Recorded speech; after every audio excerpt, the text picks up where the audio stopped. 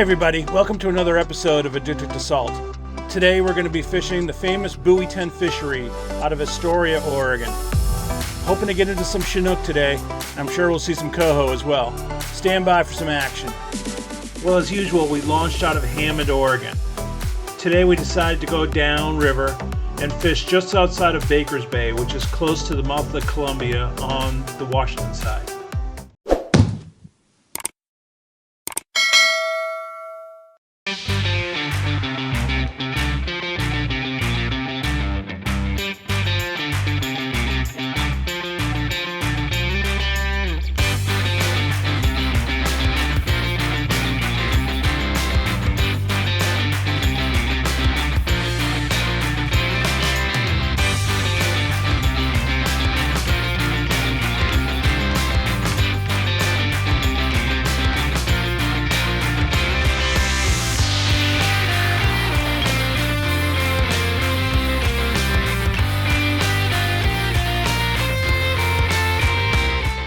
Well, we got up to the spot where we wanted to fish, and as expected, we were greeted by several hundred of our closest friends. For those of you that have fished this very famous fishery, you know that Buoy 10 sometimes is referred to as combat fishing. It's very close quarter. The video here just doesn't do it justice. If someone had told me that there were 5,000 boats out here today, it would not surprise me whatsoever.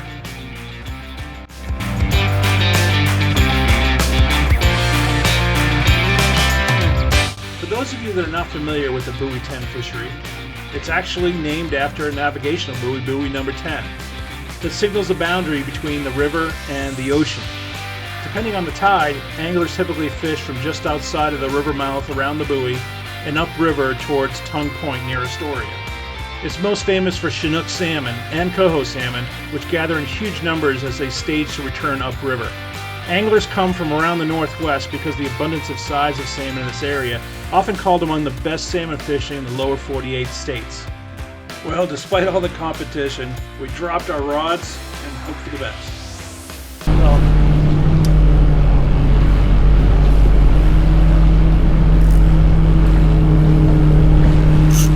There you go. All right, let's pull this in. Okay. Keep the line tight. Take your time, don't crank up the drag too much. Okay. Now, when you're fishing at Buoy 10, you could get Chinook or you could get Coho. There's a real big difference between the two. If we think we have a Coho on the line, we'll actually keep the boat moving, we'll keep the other two rods out to hope for, a double or a triple hookup. Now, if we think we have a Chinook on the line, we'll actually stop the boat and bring in the other rods. One person will then start the main engine and keep the boat to the side of the fish. We don't want that fish to get anywhere near the propeller. Now, Chinook at Buoy 10 can be anywhere from 15 to 30 plus pounds. So sometimes you have a real fight on your hands. And keep in mind, we've got hundreds of boats around us. So it's really important for one person to maintain control of the boat and keep a watch on what's going on. Okay.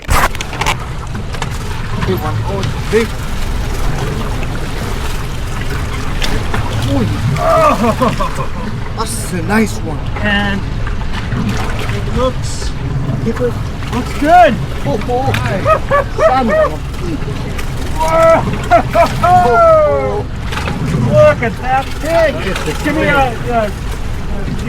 give me more line. Holy cow, man! That's easy 30 pounds. Easy. Mark the spotlight.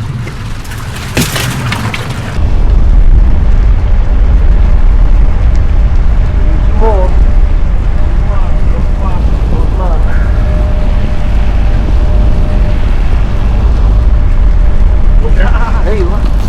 That's a big one.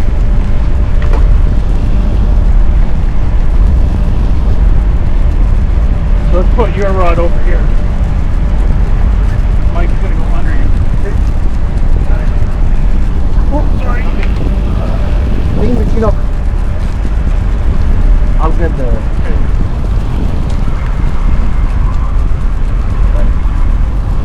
Still got him, Mike? Yep.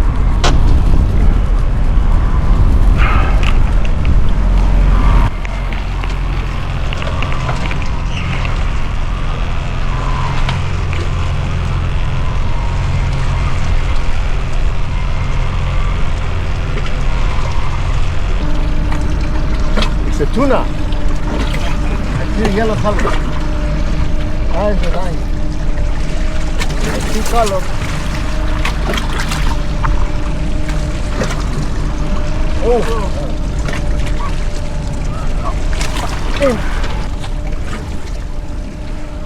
So here you'll notice that I moved the center rod over to the port side to give the guys a little bit more room to fight the fish. That center rod, what I'll do is I'll let out a little extra line, and that causes some separation between the two lines to prevent tangles. Well, this usually works really well out in the ocean, but I forgot that I was in the river here and it's a lot shallower and it's hard to get that line separation. So just watch the fiasco that happens now. And I got tangled.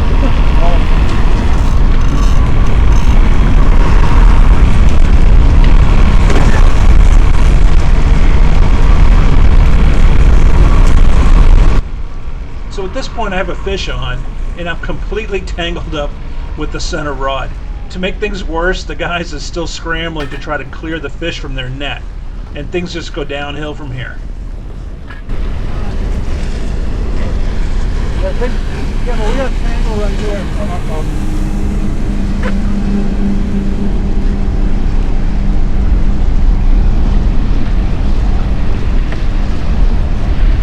Grab that.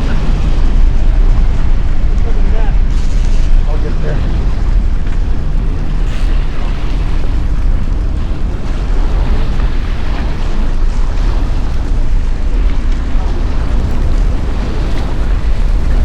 Fish in, then we'll screw around with this. Oh, I can't reel anymore. I'll move. Hey, hold. I can't reel anymore. I got it by hand. Hold. Grab my rod. Yeah, grab my rod. You want a net and I'll pull it in? I can reel by hand. I can do the line by hand. Yeah. You crazy? That fish runs you and lose your fingers. Well, at this point things are a real mess, and Sosa offers to hand line in the fish. Now keep in mind we're using braided line. We don't exactly know how big this fish is, and if it turns and decides to make a run, that braided line is like a knife on your skin.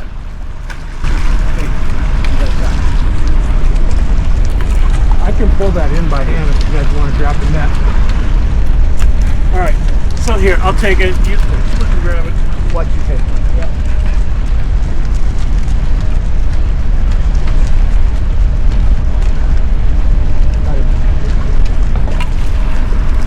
Watch your hand. Back up. Stop.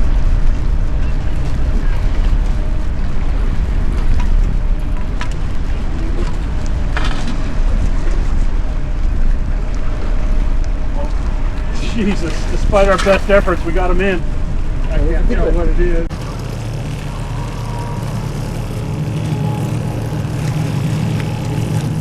I got it, Mike. There we go. There we go. Got him?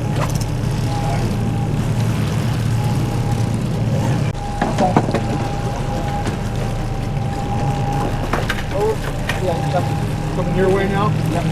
Okay. Ready with the net? Okay. Oh. Oh, it's a big one.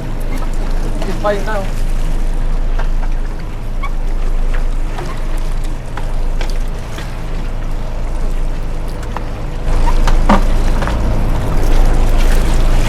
Got him. Go. Slack, be slack. Yep. Watch the button. Yep.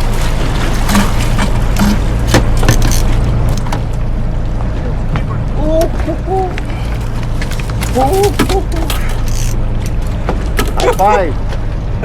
Oh. It's almost the same size. It's beautiful. There we go. That loose. Kate had to go back. Oh, yeah, I can see you over here. Out there. It's pretty neat to see all that. It's fun. So on today's trip we were running two different types of baits. One rod had a spinfish on it that was packed with a blended up tuna blood. What I'll do is I'll take the tuna bloodlines from a tuna trip, blend them up in a blender, and then we'll use that to stuff the spinfish. However, plain old tuna fish sometimes works as well. The other rod had a spinner head on it that had a fresh anchovy. And between the anchovy and the spinfish, it was pretty equal most of the day. Can you reel down anymore? No.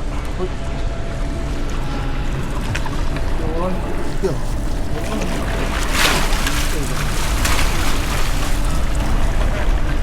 Got it. Ow. Oh, Really? no. That's a cannonball in the head. But it's a keeper, boys. There you go. Well, man. Well, we had a great day out there today. We ended up with a couple of Chinook and several really nice coho. Well, if you enjoyed this video, please leave a comment in the comments section. And as always, if you see us out in the water, please say hi. Tight lines.